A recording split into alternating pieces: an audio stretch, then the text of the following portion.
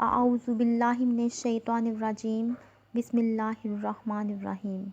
السلام علیکم ورحمۃ اللہ وبرکاتہ۔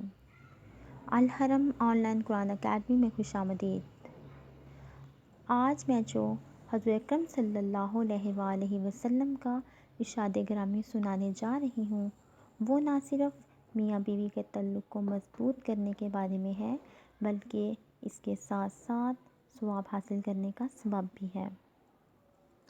حضرت عائشہ رضی اللہ تعالیٰ عنہ فرماتی ہیں کہ نبی کریم صلی اللہ علیہ وآلہ وسلم نے ارشاد فرمایا، اگر عورت اپنے شوہر کے مال سے کچھ خرچ کرے اور اس کی نیت شوہر کی پونجی برباد کرنے کی نہ ہو تو اسے خرچ کرنے کا ثواب ملے گا، اور شوہر کو بھی اس کا ثواب ملے گا، کیونکہ اس نے کمایا ہے، اور خزانچی کا بھی یہی حکم ہے کہ ایک کا ثواب دوسرے کے ثواب میں ذرا برابر بھی کمی نہیں کرے گا۔